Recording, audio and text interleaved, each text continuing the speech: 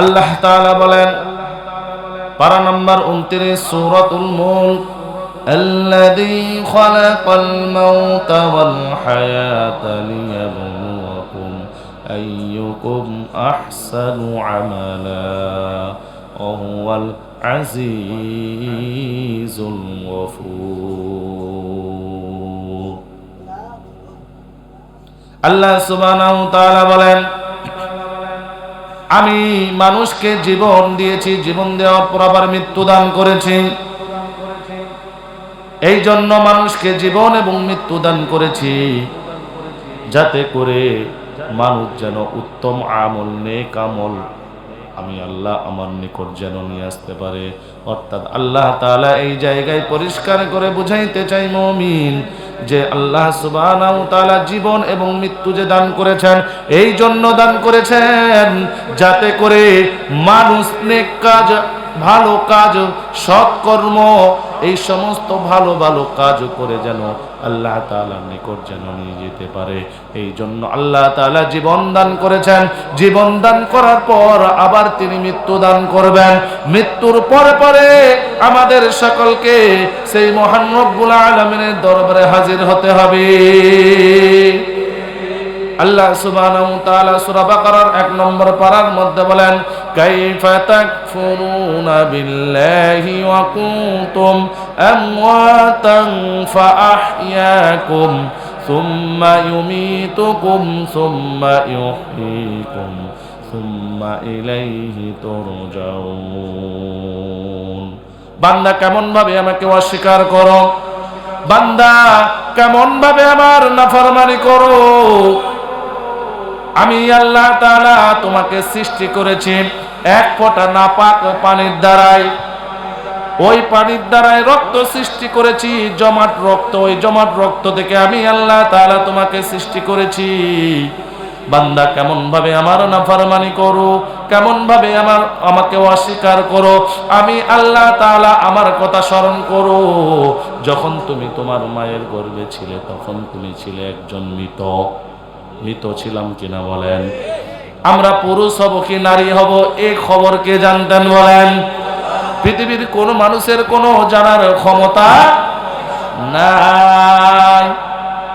এই জন্য আল্লাহ তাআলা বলেন কাইফা তাকফুরুনা বিল্লাহ, কেমন ভাবে তুমি তোমার রবকে অস্বীকার করো। আমি আল্লাহ তাআলা তোমাকে সৃষ্টি করেছি মাতৃগর্ভে, তখন তুমি ছিলে মৃত। আবার আমি আল্লাহ তাআলা তোমাকে দুনিয়ার মধ্যে পাঠাবো, 50 বছর, 60 বছর, 70 বছর হায়াত দান করব। হায়াত পুরিয়ে গেলে আবার তুমি মৃত্যুবরণ করবে। মৃত্যুবরণ করার পর তোমাদের সকলকে আমার নিকট আসতে হবে। কোনো বাঁচার রাস্তা নাই। তাহলে দুনিয়ায় এসে আমরা কিসের মাহাই রবকে ভুলে গেলাম? একবার বান্দা চিন্তা করো, বান্দা চিন্তা করো আল্লাহর নাজ ও নিয়ামতের কথা। মাতৃগর্ভে যখন আমরা এসেছিলাম পৃথিবীর কোনো ডাক্তার আমাদের খাবার কথা ভাবে নাই, পৃথিবীর কোনো মানুষ আমাদের জন্য চিন্তা করে নাই আমরা মায়ের পেটের মধ্যে কি খাবো। আল্লাহ সুবহানাহু ওয়া তাআলা মায়ের মাসিক বন্ধ করে দিলেন। মায়ের নাভির সঙ্গে আমাদের নাভি জুড়াইয়া দিয়ে আমাদের খাবারের ব্যবস্থা করে দিলেন। পৃথিবীতে আসার পূর্বে 6 মাস পূর্বে আল্লাহ সুবহানাহু ওয়া তাআলা মায়ের বুকের মধ্যে আমাদের জন্য খাবারকে গরম করে রিজার্ভ করে দিলেন। পৃথিবীর কোনো মানুষের এই ধারণা ছিল বলেন? পৃথিবীর কোনো ডাক্তারের এই ক্ষমতা ছিল বলেন? পৃথিবীর কোনো মানুষ এই ভাবনা করছিল বলেন? আল্লাহ তাআলা শুধু মানুষকে সৃষ্টি করে ছেড়ে দেন নাই, ছেড়ে দেন নাই, ছেড়ে দেন নাই। মানুষের জন্য যা কিছু প্রয়োজন, মানুষের জন্য যা কিছু জরুরত, মানুষের জন্য যা কিছু দরকার, সব কিছু আল্লাহ সুবহানাহু ওয়া তাআলা তার বান্দার জন্য রেখে দিয়েছে।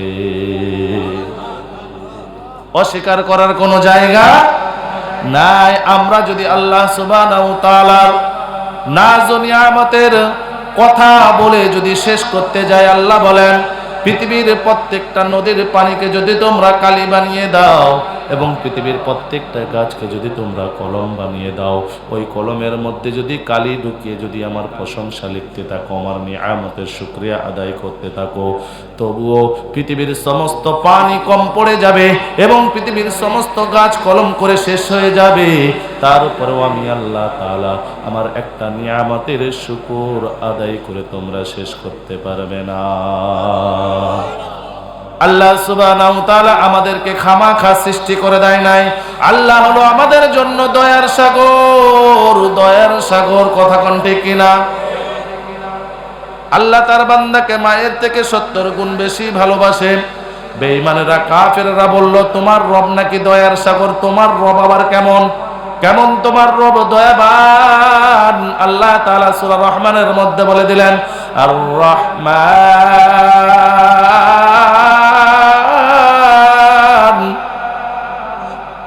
আমি হলাম তোমাদের জন্য দয়ার সাগর। জোরে বলেন না, আর একটু জোরে বলেন না।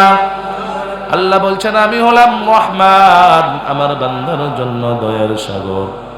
আল্লামাল কুরআন, আমি মানুষকে কোরআন শিক্ষা দিয়েছি, কোরআনের জ্ঞান দান করেছি, ঠিক কিনা বলেন? এই 30 পারা কোরআন কত মোটা দেখেন, কত মোটা দেখেন। পৃথিবীর মধ্যে যত ধর্মের মানুষ রয়েছে, যত ধর্মীয় গ্রন্থ রয়েছে, একটা কোনো মানুষ নাই যে সে তার ধর্মীয় কিতাবকে গ্রন্থকে মুখস্থ করতে পেরেছে। কোরআন হলো 30 পারা কোরআন। 5 বছর 7 বছর ছেলেদের ভিতরে, ছেলেদের সিনার মধ্যে আল্লাহ সুবহানাহু ওয়া তাআলা এত একটা মোটা কুরআনুল কারীমকে সিনার মধ্যে গেঁথে দিয়েছে। তাহলে আল্লাহ তাআলা আমাদেরকে কোরআনের শিক্ষা দিয়েছেন। আল্লামাল কুরআন খলাকাল ইনসান, আমি আল্লাহ মানুষকে সৃষ্টি করেছি, আমাদের সৃষ্টিকর্তা একজন, তিনি কে? সবাই চিল্লাই বলেন তিনি কে? প্রত্যেকটা জিনিস তিনি সৃষ্টি করেছেন। পৃথিবীর মধ্যে সব কিছু জিনিস সৃষ্টি আর একমাত্র স্রষ্টা হলো আল্লাহ।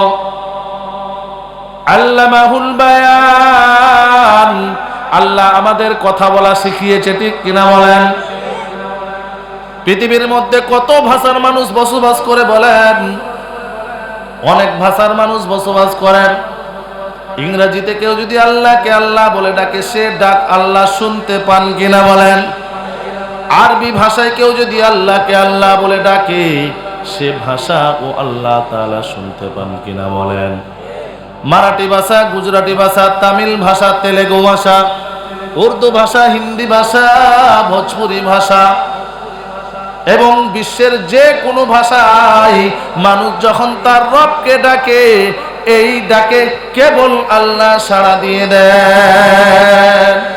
এই যে আমি এতক্ষণ ধরে কথা বলছি, অনর্গল কথার উপরে কথা বলে যাচ্ছি, আমি কোনো কম্পিউটার মেশিন নই, আমার মধ্যে কোনো রকমের কোনো কথা জমানো ছিল না, কিন্তু একটার পর একটা আল্লাহ সুবহানাহু ওয়া তাআলা আমাকে কথা বলার ক্ষমতা দান করছেন।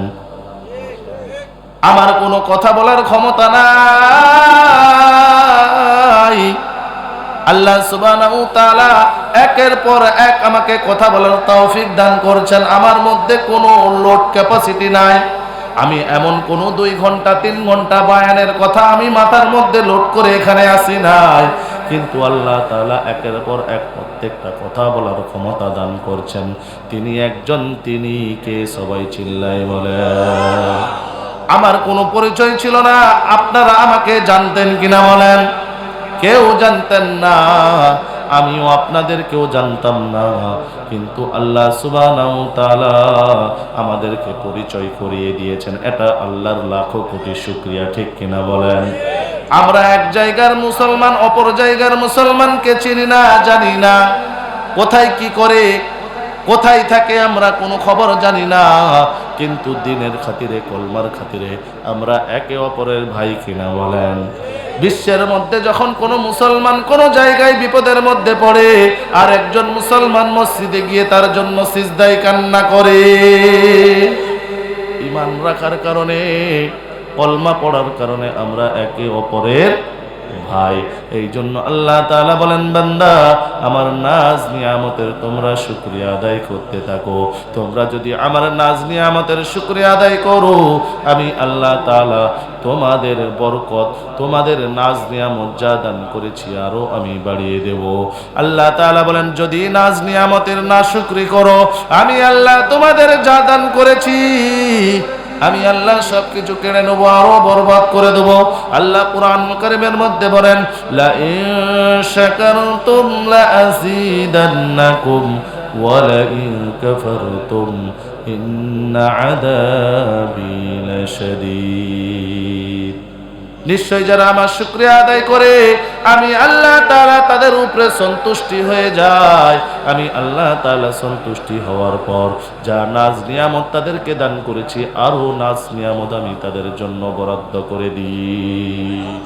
আর যারা আমার নাশুকরি করে, আমাদের সমাজের বুকে এমনও মানুষ রয়েছে, আমাদের সমাজে এমনও মানুষ বসবাস করে আল্লাহ তাআলার নাশুকর, অর্থাৎ আল্লাহ তাআলা শুকরিয়া আদায় করে না, কম পাই বেশি পাই সদা সর্বদাই আল্লাহ তাআলা শুকরিয়া আদায় করতে হবে।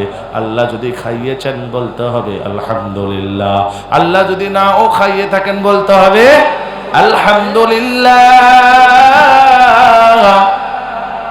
আল্লাহ আমাকে কম টাকা দিয়েছে আলহামদুলিল্লাহ, আল্লাহ আমাকে বেশি টাকা দিয়েছে আলহামদুলিল্লাহ, আল্লাহ আমাকে ভালো ভালো খাবার খাই আলহামদুলিল্লাহ, আল্লাহ আমাকে বিপদ দিয়েছে আলহামদুলিল্লাহ, আল্লাহ আমাকে বিপদ থেকে উদ্ধার করেছেন আলহামদুলিল্লাহ। মুমিন মুসলমান যারা হবে তারা সর্বদা আল্লাহর শুকরিয়া আদায় করবে, আল্লাহর প্রশংসা করবে, আল্লাহর নাজ ও নিয়ামতের শুকরিয়া আদায় করবে। তারা কখনোই না শুকরগুজার বান্দা হবে না। আর যাদের মধ্যে মুনাফিকি আচরণ ঢুকে আছে, নিফাক ঢুকে আছে, এরা সর্বদাই কম পাক বেশি পাক, আরো চায় আরো চায় আরো চায়।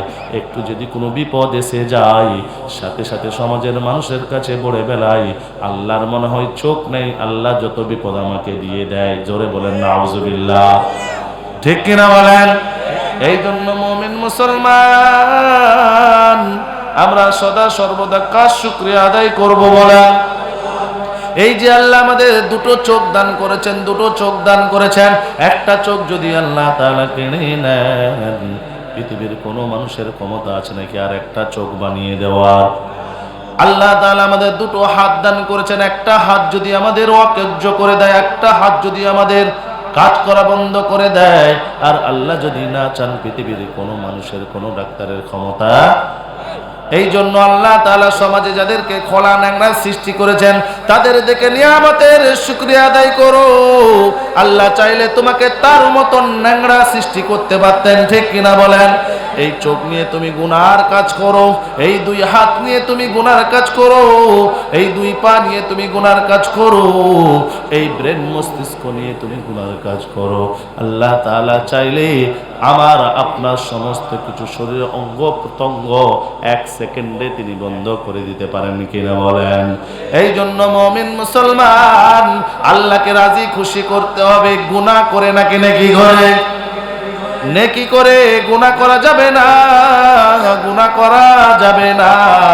যারা মুমিন মুসলমান হবে এরা কখনোই গুনার কাজে যাবে না। মুমিন মুসলমানের কাছে সরসা পরিমাণও উহুদ পাহাড় সমান মনে হবে। আর আজকে আমাদের সমাজের ছেলেরা অহরহ কবিরা গুনাহ করে যাচ্ছে, জেনার গুনাহ, ব্যভিচারের গুনাহ করে যাচ্ছে, সুদ ঘুষ মদ মাতাল জুয়াই মত্ত নানান রকম শরীয়ত বিরোধী কাজ করে যাচ্ছে। তারপরেও এদের কিছু মনে হয় না, এরা মনে করে যে মরার আগে সব তওবা করে নেবো, সব মাফ হয়ে যাবে নাকি? আমাদের সমাজে এমন বাস্তবতা কিনা প্রকাশ্যে গুনাহ করে, প্রকাশ্যে সুদ খায়, খায় না? প্রকাশ্যে মানুষের সঙ্গে ঝগড়া ঝাঁটিতে লিপ্ত হয়, প্রকাশ্যে মানুষকে গালাগালি করে, কাঠারি নিয়ে দা নিয়ে মানুষকে কাটতে বের হয়, কথা কয় না। চুগলি করে, গীবত করে, চায়ের আড্ডাখানায় মানুষ মানুষের জন্য ঝগড়া লাগিয়ে দেয়, বিবাদ লাগিয়ে দেয়। এ হলো আমাদের সমাজের বাস্তবতা। এই জন্য সদা সর্বদাই মুসিবত আসুক অথবা মুসিবত নাই থাকুক, আমাদের শুকরিয়া আদায় করতে হবে কার? আল্লাহ তাআলা যাকে ভালোবাসেন তাকে ট্রাই করেন, পরীক্ষায় ফেলেন। যেমন আল্লাহ তাআলা সূরা বাকারার 2 নম্বর পারার মধ্যে বলেন, আল্লাযীনা আসাবাতুহুম মুসিবা ক্বালু ইন্না লিল্লাহি ওয়া ইন্না ইলাইহি রাজিউন। যারা মুসিবত পেয়ে গেল, অর্থাৎ আমি যাদেরকে মুসিবত দিয়ে দিলাম, মুসিবত পাওয়ার পরও আমার উপরে ভরসা করে ধৈর্য ধারণ করে এবং তারা বলে ক্বালু ইন্না লিল্লাহ, নিশ্চয়ই আল্লাহ সুবহানাহু ওয়া তাআলার পক্ষ হইতে এটি এসেছে, ওয়া ইন্না ইলাইহি রাজিউন, আবার আল্লাহ তাআলার পক্ষ হইতে আল্লাহ তাআলার কাছে আবার ফেরত যাবে। ঠিক কিনা বলেন? মুমিন মুসলমান আমাদের নিজেদেরকে আমরা দাবি করি, কিন্তু ইমানদার মুমিন মুসলমান প্রকৃত অর্থে আমরা নই। কেন নই? আমাদের মুখে এক কথা, জবানে অন্তরে আর এক কথা। অন্তর যা বলে, অন্তর যা বলে আমরা সে কাজ করি না, জবান যা বলে আমরা সে কাজ করি না। আমরা বরং লোক দেখানো কাজ করতে ব্যস্ত থাকি। মুনাফিকরা যেমন লোক দেখানো কাজ করত, আমরাও তেমন লোক দেখানো কাজ করি। আমরা বলি নবীকে অনেক ভালোবাসি, নবীকে অনেক ভালোবাসি, কিন্তু প্রকৃত অর্থে যখন মুয়াজ্জিন বলে হাইয়া আলাস সালাহ,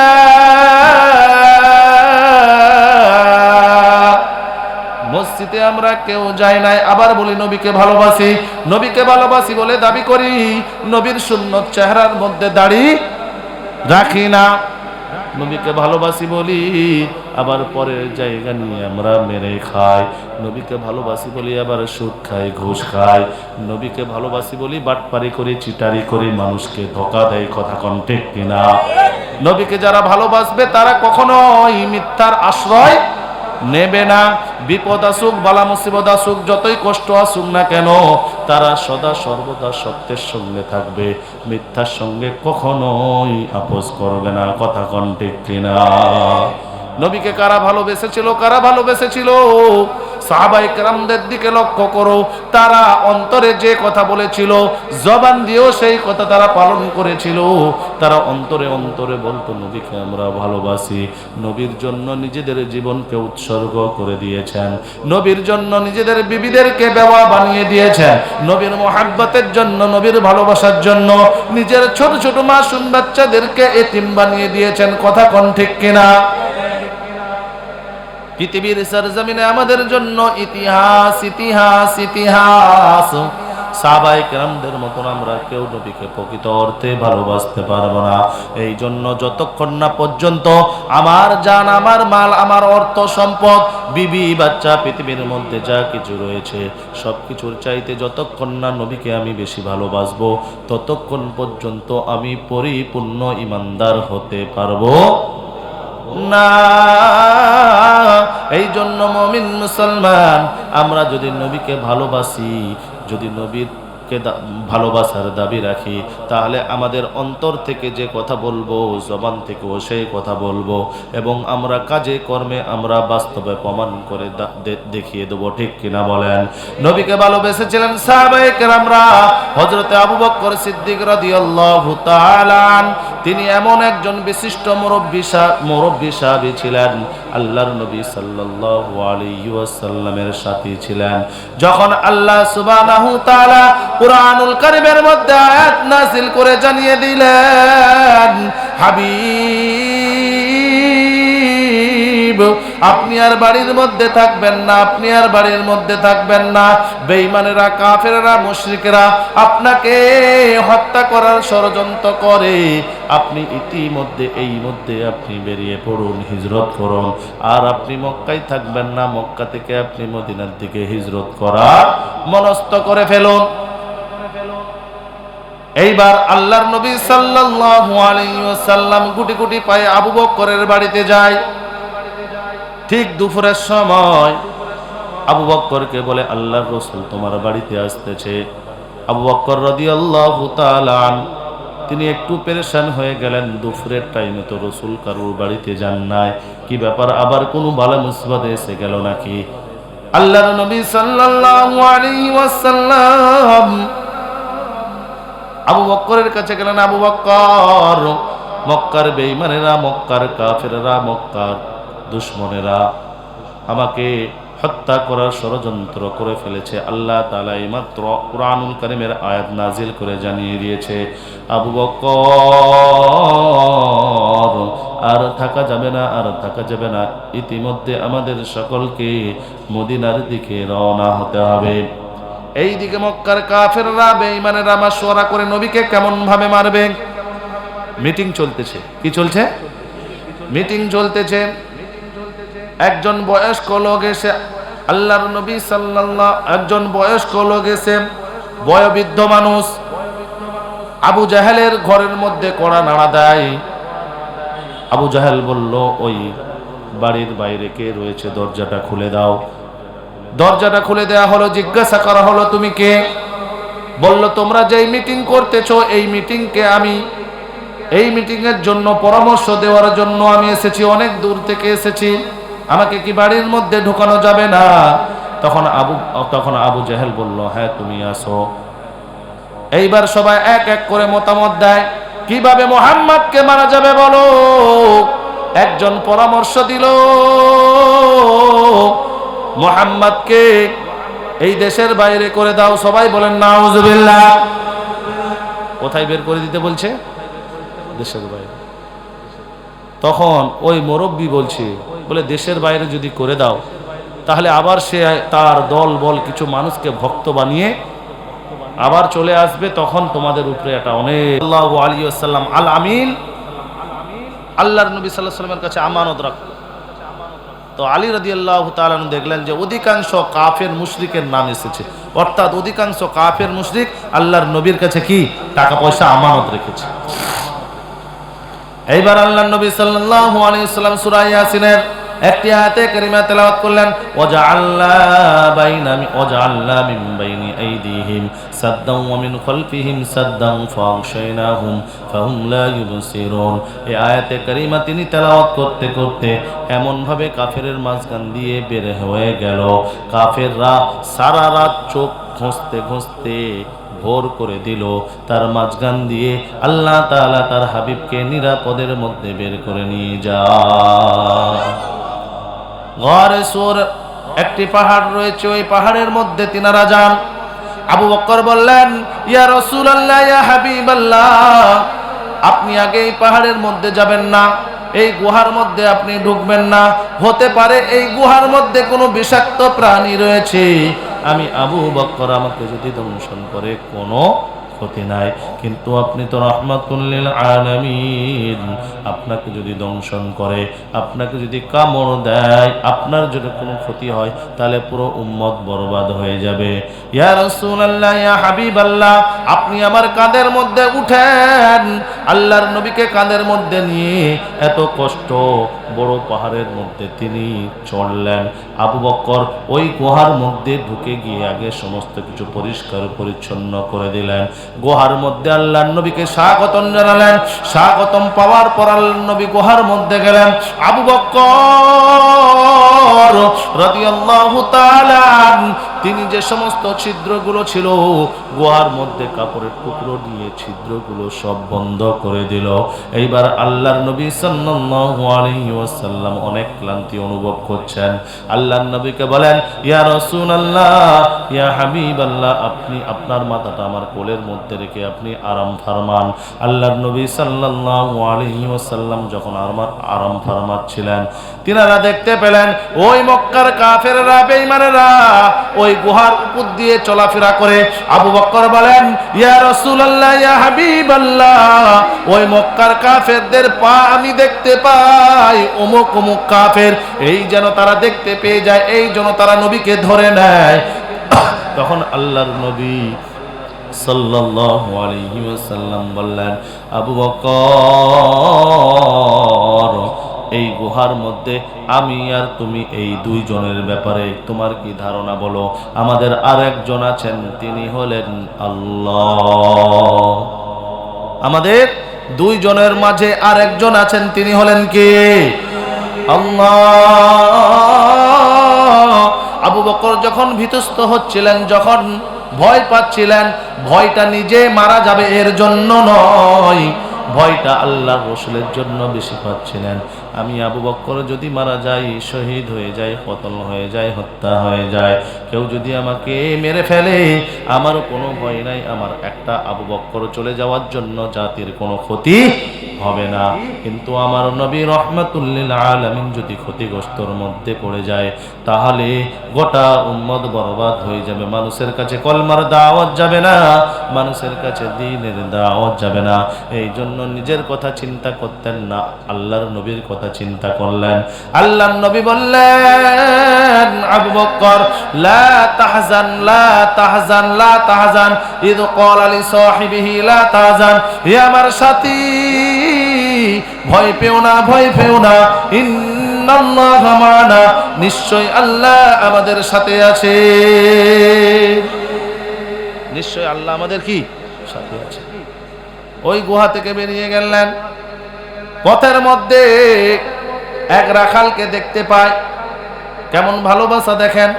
রাখালকে দেখতে পাওয়ার পর রাখালকে বলে, তোমার ছাগলের ওলান থেকে কিছু দুধ হবে নাকি? বলল, হ্যাঁ হবে। আল্লাহর নবী সাল্লাল্লাহু আলাইহি ওয়াসাল্লামকে তিনি রেস্টের মতন জায়গা করে দিলেন। আল্লাহর নবী সাল্লাল্লাহু আলাইহি ওয়াসাল্লামকে বললেন, আপনি রেস্ট করুন। আর ওই রাখালের থেকে বকরিটা তিনি নিয়ে নিলেন। বকরিটা নিয়ে নেওয়ার পর ওলনটা ভালো করে পরিষ্কার করছে, আর রাখালকে বলছে, ওলনটা তুমি ভালো করে পরিষ্কার করো, কারণ আল্লাহর নবী সাল্লাল্লাহু আলাইহি ওয়াসাল্লাম দুগ্ধ পান করবেন। চিন্তা করেন ভাইরা, এত টেনশন, পিছনে কাফেরদের ধাওয়া, পিছনে কাফেরদের ধাওয়া, তারপরেও এত টেনশনে পরিষ্কার পরিচ্ছন্ন খাবার নবীকে খাওয়াইতে চায় আবু বকর। ওলন থেকে যখন দুধটা বের করে দেওয়া হলো, অর্থাৎ ওলন থেকে দুধটা বের করে আল্লাহর নবীর সামনে পেশ করা হলো, আল্লাহর নবী খেলেন, আবু বকর খেলেন, আবার মদিনার পথের দিকে রওনা হয়ে গেলেন। মদিনার পথের দিকে রওনা হতে হতে বাড়ির মধ্যে আবার এক মরুভূমি জায়গার মধ্যে একটা বাড়ি দেখতে পাওয়া যায়। ওই বাড়ির মধ্যে গিয়ে ঢোকেন, আওয়াজ দেওয়া হয়, রাহমাতুল লিল আলামিন এসেছে, আপনার বাড়ি থেকে কিছু খাবার আছে। বাড়ির ভেতর থেকে একটা মহিলা আওয়াজ দেয়, না না, আমার বাড়িতে খাওয়ার মতন কোনো কিছু নাই। তার আগে ওই মহিলার স্বামী বলে দিয়ে গিয়েছিল, এই পথ দিয়ে রাহমাতুল লিল আলামিন বিশ্বনবী আসবে, তুমি যদি সুযোগ পাও তুমি তাহলে আমার সালাম জানিও। আল্লাহর নবী সাল্লাল্লাহু আলাইহি ওয়াসাল্লাম বললেন, বাড়ির মধ্যে কি কোনো বকরি আছেনি? ওই মহিলা বলল যে না, সবাই মরুভূমি বালির চড়ে সবাই গিয়েছে, অর্থাৎ বাড়ির মধ্যে কোনো বকরি নাই। একটা জীর্ণ শীর্ণ বকরি পড়ে আছে, যে বকরি কখনোই দুধ দেবে না। আল্লাহর নবী সাল্লাল্লাহু আলাইহি ওয়াসাল্লাম বললেন, ওই বকরিটা নিয়ে আসো। ওই বকরিটাকে যখন নিয়ে আসা হলো, আল্লাহর নবী সাল্লাল্লাহু আলাইহি ওয়াসাল্লাম বিসমিল্লাহ বলে বকরির ওলানে হাত দিলেন, আর আল্লাহ তাআলা কুদরতি মারফতে ওই ওলানের মধ্যে দুধ ভরপুর করার ব্যবস্থা করে দিলেন। নবীজি বিসমিল্লাহ বলে বকরির ওলানের মধ্যে কি দিলেন? হাত দিলেন, অথচ ওই বকরি কখনোই দুধ দিত না। আল্লাহ তাআলা কুদরতি মারফতে কি করলেন? দুধের ব্যবস্থা করে দিলেন। নবী সাল্লাল্লাহু আলাইহি ওয়াসাল্লাম দুধ পান করলেন, বাড়িতে থাকা মহিলাকে ওই দুধ দিলেন, তিনিও পান করলেন, আবু বকরও পান করলেন। অবশিষ্ট দুধ রেখে দিলেন, বলল, তোমার স্বামী এলে তোমার স্বামীকে এই দুধটা দিয়ে দিও, সে যেন খায়। নবীজি এইবার মদিনার পথে রওনা হচ্ছেন। মদিনাবাসী প্রতিদিন ছাদের উপরে ওঠে, আবার নেমে যায়। কোন নবী মক্কা থেকে আসে নাই, প্রতিদিন তারা আসে নিরাশ হয়ে, আবার বাড়ির ছাদের থেকে নিচে নেমে যায়। একদিন আল্লাহর নবী সাল্লাল্লাহু আলাইহি ওয়াসাল্লামকে দেখতে পেয়ে মদিনাবাসী এইবার বাড়ি থেকে সবাই একে একে দলে দলে কাতারে কাতার সবাই বের হতে লাগে। মদিনার পথে ভিড় লেগে যায়, মদিনার পথে জামাত লেগে যায়, মানুষের ভিড় লেগে যায়। রাহমাতুল লিল আলামিন এসেছেন, আর আবু বকর সামনে, আল্লাহর নবী পিছনে। মদিনাবাসী সবাই মনে ভাবতে লাগলো, ইনি মনে হয় আল্লাহর নবী, আল্লাহর রাসূল। আবু বকর বুঝতে পারলেন যে ব্যাপারটা আসলে ভুল বুঝাবুঝি হচ্ছে। ইহুদীদের সবচেয়ে বড় আলেম আব্দুল্লাহ ইবনে সালাম গাছের মধ্যে উঠে বসেছিল। নবীজি কখন আসবে, নবীজিকে দেখবে। নবীজি আসার পর, নবীজিকে দেখার পর গাছ থেকে এমন ভাবে লাফ দিয়ে নিচে পড়লো, ওই আব্দুল্লাহ ইবনে সালামের ফুফু বলল, তুমি কেমন ভাবে গাছ দিয়ে নামছো বলো। আব্দুল্লাহ ইবনে সালাম বলে, আমি জানি না কেমন ভাবে আমি গাছ দিয়ে নেমেছি, নবীজিকে দেখার জন্য পাগল মদিনাবাসী। এইবার সবাই জমায়েত হয়ে গেল। আবু বকর বললেন, এখন তোমাদের সামনে রহমাতুল্লিল আলামিন ভাষণ করবেন। এখন তোমাদের সামনে কি রহমাতুল্লাহ আলামিন ভাষণ দিবেন। তোমরা কেউ উঠোউঠি করো না, তোমরা কেউ এদিক ওদিক হয়েও না, তোমরা সবাই সারিবদ্ধ হয়ে বসে যাও। আল্লাহ নবী সাল্লাল্লাহু আলাইহি সাল্লাম ভাষণ দিচ্ছিলেন, আর আবু বকর বলছেন যে আল্লাহ নবী সাল্লাল্লাহু আলাইহি সাল্লামের প্রতিটা কথা যেন মুক্তার মতন একের পর এক মদিনাবাসীর উপরে ঝরে পড়তেছিল। এবার আব্দুল্লাহ ইবনে সালাম এসে নবীজিকে প্রশ্ন করে যে আপনি যদি আমার সালামের উত্তর দিয়ে, আমার যদি প্রশ্নের উত্তর দিয়ে দেন, তাহলে কয়েকটি প্রশ্ন করেছিলেন, তার মধ্যে দুটো প্রশ্ন আমি আপনাদের সামনে তুলে ধরব।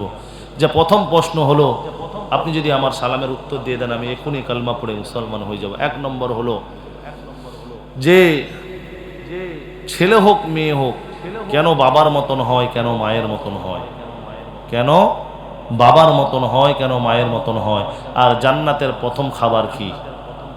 এই প্রশ্নের উত্তর যদি আপনি দিয়ে দিতে পারেন, তাহলে আমি এখনই আপনার হাতে হাত দিয়ে কলমা পড়ে মুসলমান হয়ে যাব। আর নবীজি সাল্লাল্লাহু আলাইহি ওয়াসাল্লাম কখনোই নিজের ব্যক্তিগতভাবে কোনো কথা বলতেন, তিনি কিছুক্ষণ চুপ রইলেন। চুপ থাকার পরে জিবরিল আমিন আলাইহিস সালাতু ওয়াসসালাম এসে জানিয়ে দিলেন, ইয়া রাসূলুল্লাহ, ইয়া হাবিবাল্লাহ, আব্দুল্লাহ ইবনে সালামের আপনি জবাবটা দিয়ে দেন। আব্দুল্লাহ ইবনে সালাম যে আপনাকে প্রশ্ন করেছে, একটা হলো জান্নাতের প্রথম খাবার কি, আর দ্বিতীয় হলো কেন ছেলে মেয়ে কালো হয়, কেন ছেলে মেয়ে কালো হয়। দাঁড়ান, হ্যাঁ, কেন ছেলে মেয়ে কালো হয় মা বাবার মতন। আল্লাহ নবী সাল্লাল্লাহু আলাইহি ওয়াসাল্লাম উত্তর দিয়ে দিলেন যে জান্নাতের প্রথম খাদ্য হলো মান্না সালোয়া, অর্থাৎ পাখির কলিজা, পাখির কলিজা এই জাতীয় একটা খাদ্য যাকে বলা হয় মান্না সালোয়া। সুবহানাল্লাহ পড়বেন না? আর ছেলে মেয়ে কেন কালো হয় মা বাবার মতন অথবা সাদা হয়, কেন ছেলে মেয়ে কালো হয় এবং সাদা হয়? তখন আল্লাহ নবী সাল্লাল্লাহু আলাইহি ওয়াসাল্লাম বললেন যে মা বাবার সম্পর্ক কায়েমের মধ্যে, ওদের মধ্যে লড়াই হয়, যেই জিনিসটার মধ্যে সম্পর্ক কায়েম হয় তার মধ্যে লড়াই হয়। যদি লড়াই করে বাবারটা জিতে যায়, তাহলে সন্তান সন্ততি ছেলে হোক মেয়ে হোক বাবার মতন হয়। আর যদি মেয়ে হয়, তাহলে কিন্তু মেয়েরটা যদি মায়েরটা যদি জিতে যায়, তাহলে কিন্তু মেয়ের মতন হয়। কথা বুঝতে পেরেছেন? কথা বুঝতে পেরেছেন? মায়ের মতন হয়। যদি বাবারটা জিতে যায় বাবার মতন হয়, আর মায়েরটা যদি লড়াই করে জিতে যায়, তাহলে কার মতন হয়? মায়ের মতন। তাহলে সন্তান কেন বাবা মায়ের মতন হয়, এবার বুঝতে পেরেছেন?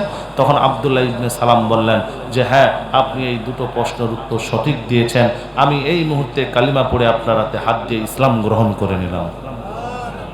তবে হুজুর, আপনার কাছে একটা আমার শর্ত হইল, আপনি কিন্তু এই কথাটা এখন জাতির সামনে প্রকাশ করবেন না। আমি আগে মানুষের মধ্যে কেমন ছিলাম, আপনি আগে তাদেরকে জিজ্ঞাসা করুন। আব্দুল্লাহ ইবনে সালাম নবী সাল্লাল্লাহু আলাইহি ওয়াসাল্লামের হুজরাত মোবারকের মধ্যে অবস্থান করছেন। একটা পর্দা দেওয়া আছে, সামনে আছে আল্লাহ নবী সাল্লাল্লাহু আলাইহি ওয়াসাল্লাম, পিছনে আছে আব্দুল্লাহ ইবনে সালাম। তার জাতিকে আল্লাহ নবী সাল্লাল্লাহু আলাইহি ওয়াসাল্লাম জিজ্ঞাসা করলেন, যেহেতু সে ইহুদিদের সবচেয়ে বড় আলেম ছিল, পণ্ডিত ছিল, জিজ্ঞাসা করলো তোমাদের মাঝে আব্দুল্লাহ ইবনে সালাম কেমন মানুষ? তখন বলল, আমাদের মাঝে আব্দুল্লাহ ইবনে সালাম সবচেয়ে ভালো মানুষ, তার বাপও ভালো মানুষ, সেও ভালো মানুষ। আচ্ছা, আমি যদি তোমাদেরকে বলি আব্দুল্লাহ ইবনে সালাম ইসলাম গ্রহণ করে নিয়েছে, কলমা পড়ে আমার হাতে হাত দিয়ে ইসলাম গ্রহণ করে নিয়েছে, মুসলমান হয়ে গিয়েছে, তোমরা কি বিশ্বাস করবে? বলে, এটা কখনোই হতেই পারে না, আব্দুল্লাহ ইবনে সালাম আমাদেরকে ধোঁকা দিতেই পারে না।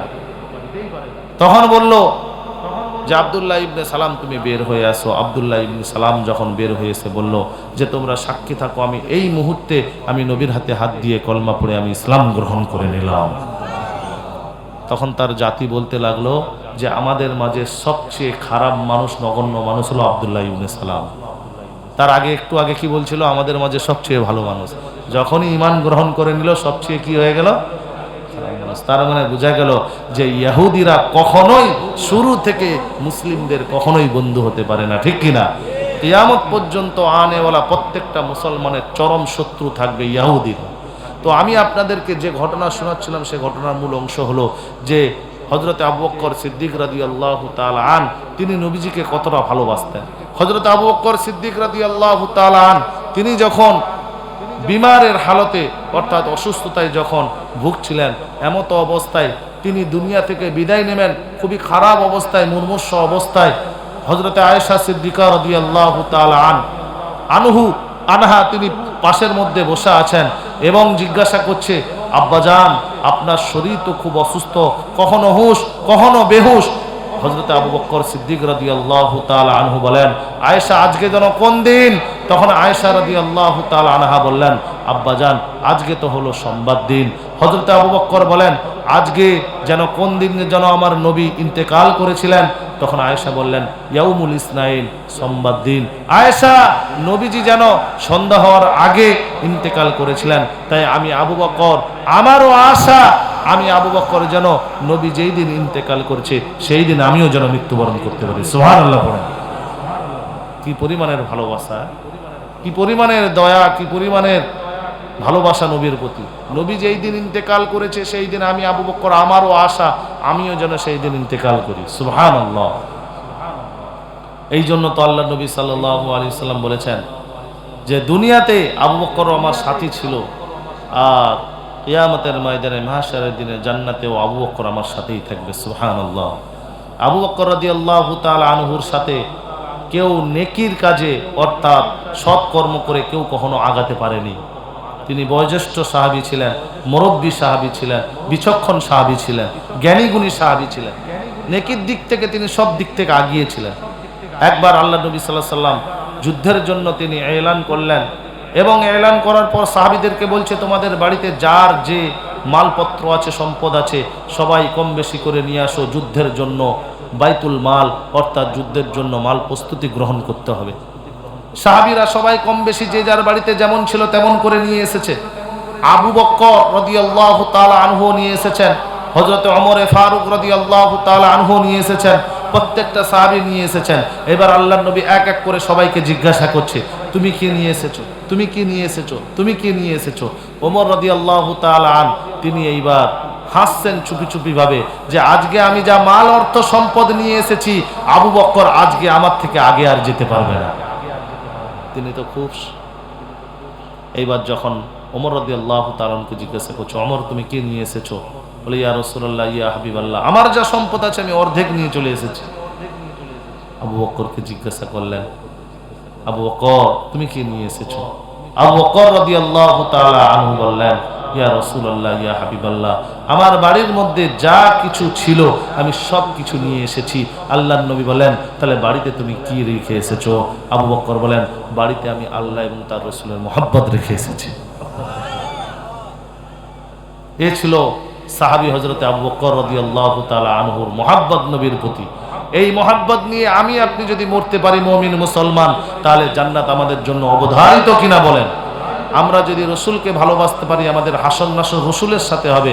আমরা যদি রসুলকে মহব্বত করতে পারি আমাদের এই হাসন নাসর রসুলের সাথেই হবে। কারণ দুনিয়াতে আপনি যাকেই বেশি মহব্বত করেন, দুনিয়াতে যাকেই বেশি আপনি ভালোবাসবেন, তারই সাথে আপনার হাসন নাসর হবে। কথা বলেন ঠিক কিনা? যদি আমি চোর, বদমাইশ, সুদখোর, ঘুষখোর, জেনাখোরের সঙ্গে যদি আমার সম্পর্ক থাকে তারই সাথে আমার হাসর নাসর হবে। আর যদি আমি ভালো ভালো মানুষের সাথে আমার সম্পর্ক থাকে, উলামা ইকরামদের সাথে যদি আমার সম্পর্ক থাকে, আল্লাহর নেককার ওলি বান্দাদের সঙ্গে যদি আমার সম্পর্ক থাকে, তারই সাথে আমার হাসর নাসর হবে। এটা দুনিয়াতে চলার পথে একটা বিশাল বড় গুরুত্বপূর্ণ, এটা খুব লক্ষণীয় বিষয়। তাই আমার সম্পর্ক, লেনদেন, মুআমিলা, মুআশারাত কার সঙ্গে হচ্ছে এটা খুব গুরুত্বপূর্ণ বিষয় একটা। এটা আমাদের প্রত্যেকে লক্ষ্য রাখতে হবে। কথা বলেন ঠিক কিনা? একজন মহিলা সাহাবী উহুদের ময়দানে খবর হয়ে গেল যে আল্লাহ নবী সাল্লাল্লাহু আলাইহি ওয়াসাল্লাম আর আমাদের মাঝে বেঁচে নাই। মদিনায় খবর হয়ে গেল, মদিনার বাড়ি থেকে প্রত্যেকটা বাচ্চারা, শিশুরা, নওজওয়ানেরা মহিলারা সবাই একের পর এক উহুদের ময়দানে সবাই দৌড় দিয়ে আসছেন। এক মহিলা উহুদের এক প্রান্ত থেকে অপর প্রান্ত পর্যন্ত ছুটে বেড়াচ্ছে, আর ওই মহিলার স্বামী মারা গিয়েছে। ওই মহিলাকে বলা হলো যে তোমার স্বামী মারা গিয়েছে। ওই মহিলা তখন বলতে লাগলো, আর উনি হাত্তা উনদুর ইলাই, তোমরা আমার নবীর কথা বলো, আমার নবীকে আমাকে দেখাও, আমার নবী কেমন আছে। সুবহানাল্লাহ পড়ে, আমার নবী কি শহীদ হয়েছে? সবাই বলছে না, নবী আছে, নবী সুস্থ আছে, তুমি একটু শান্ত হও, তোমার স্বামী মারা গিয়েছে। সমবেদনা শোনানো হলো, তাকে দুঃখের খবর শোনানো হলো, কিন্তু ওই মহিলা কোনো রকমের কোনো প্রতিক্রিয়া করলেন না তার স্বামী মারা যাওয়াতে, বরং তিনি নবীজি সাল্লাল্লাহু আলাইহি ওয়াসাল্লামকে নিজের চোখে দেখতে চান। অবশেষে যখন নবীজি সাল্লাল্লাহু আলাইহি ওয়াসাল্লামের খোঁজ পেলেন, আল্লাহর নবীর সামনে গিয়ে ওই মহিলা কি কথা বলছে শুনেন। ওই মহিলা তখন বলতে লাগলেন যে কুল্লু মুসিবাতিন বা'দাকা জালালুন, ইয়া রাসূলুল্লাহ ইয়া হাবিবাল্লাহ, আপনাকে যে আমি আমার নিজের চোখে দেখে নিলাম, আর পৃথিবীর কোনো মুসিবত আমার কাছে মুসিবতই রইল না, সব মুসিবত এখন আমার কাছে তুচ্ছ। জোরে বলেন না সুবহানাল্লাহ। নবীর প্রতি কেমন ভালোবাসা দেখেছেন। হযরতে তালহা রাদিয়াল্লাহু তাআলা জীবন্ত শহীদ যাকে বলা হয়, আল্লাহ নবী সাল্লাল্লাহু আলাইহি ওয়াসাল্লামকে তিনি একটা পাহাড়ের পিছনে নিয়ে লুকিয়ে রয়েছেন, একটা পাথরের পিছনে লুকিয়ে রয়েছেন, সহিহ বুখারীর হাদিস। তো আল্লাহ নবী সাল্লাল্লাহু আলাইহি ওয়াসাল্লাম হযরতে তালহার কান থেকে ঘাড় থেকে বারবার এভাবে উকি মেরে দেখছেন যে উহুদের যুদ্ধের ময়দানটা কেমন পরিস্থিতি। হযরতে তালহা রাদিয়াল্লাহু তাআলা আনহু বললেন, লা তুশরিব লা তুশরিব লা তুশরিব ইয়া রাসূলুল্লাহ, আমার মা বাবা আপনার পদতলে কুরবান হয়ে যাক, আপনি এভাবে উকি মারবেন না, আপনি এভাবে উকি মারবেন না। বেঈমানেরা কাফেররা তীর নিক্ষেপ করছে, নাহারিদুনা নাহারিক, আমি আপনার জন্য বুককে উৎসর্গ করে দিলাম। পৃথিবীর যত বড় বেঈমান হোক, কাফের হোক, তাদের যত বড় তীরের শক্তি হোক না কেন, আমি তালহা আমার বুকে এসে যেন তীরটা লাগে, আপনি এইভাবে উকি মারবেন না, আপনি আমার পিছনে থাকুন। আমি তালহা আমার বুকটা আপনার জন্য উৎসর্গ করে দিলাম, আমার বুকে এসে যেন পৃথিবীর প্রত্যেকটা কাফের মুশরিকের তীর যেন লাগে, আপনার গায়ে যেন ছিটে ফোঁটাও যেন না লাগে। জোরে বলেন না সুবহানাল্লাহ। কেমন মহব্বত দেখেছেন। আমি আমার বুককে উৎসর্গ করে দিলাম, নাহারিদুনা নাহারিক, আমার বুক আপনার জন্য উৎসর্গ, আপনি এভাবে উকি মারবেন না। হযরতে আনাস রাদিয়াল্লাহু তাআলা আন তিনি বলেন, তিনার সূত্রে বর্ণিত, তিনি বলেন আমি একবার আল্লাহর নবী সাল্লাল্লাহু আলাইহি সাল্লামের বাড়িতে গেলাম, তো কিছু সাহাবী আল্লাহর নবীকে ঘিরে রয়েছেন। কি রয়েছেন?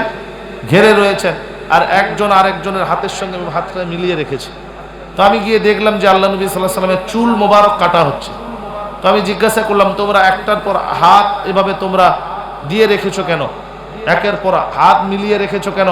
তখন ওই সাহাবীরা বলল যে আল্লাহ নবী সাল্লাল্লাহু আলাইহি সাল্লামের একটা চুলও যেন মাটিতে না পড়ে, আমাদের সকলের আশা আল্লাহর নবীর প্রতিটা চুল যেন আমাদের হাতের মধ্যে পড়ে। জোরে বলুন না সুবহানাল্লাহ। তাহলে এমন মহাব্বত নিয়ে যদি আমি আপনি মরতে পারি, তাহলে কনফার্ম আমাদের জন্য জান্নাত অবধারিত। কথা বলেন ঠিক কিনা? আর এই মহাব্বত তৈরি হবে নামাজের মাধ্যমে, এই মহাব্বত তৈরি হবে রসুলের সুন্নতের মাধ্যমে, এই মহাব্বত তৈরি হবে আতিউল্লাহ ওয়া আতিউর রাসূল, আল্লাহর আনুগত্য এবং রসুলের আনুগত্যের মাধ্যমে। না হলে জীবনে কোনোদিন নামাজ পড়ি নাই, জীবনে আমার কোনো কলমা নাই, জীবনে আমি রোজা রাখি নাই, জীবনে আমি রসুলের একটা হাদিস মুখস্থ করতে পারি নাই, রসুলের তরিকা আমার মধ্যে নাই, দাড়ি নাই, সুন্নত নাই, তাহলে কি রসুলের মহব্বত আমার আপনার মধ্যে ফুটে উঠবে? সাহাবায়ে কেরামরা যেমন অন্তরের অন্তঃস্থল থেকে রসুলকে মহব্বত করেছিলেন, আমারও যদি এভাবে সেভাবে মহব্বত করতে পারি, তাহলে আল্লাহর নবী সাল্লাল্লাহু আলাইহি সাল্লামের কথা অনুযায়ী তার হাতে হাউজে কাউসার আমরা পান করতে পারবো, এবং আল্লাহ রসুল সাল্লাল্লাহু আলাইহি সাল্লামের সুপারিশও আমরা পেতে থাকবো, এবং আল্লাহ তাআলা শেষমেশ আমাদেরকে তার দয়ার জান্নাতে ঢুকিয়ে দিবেন। জোরে বলেন না সুবহানাল্লাহ।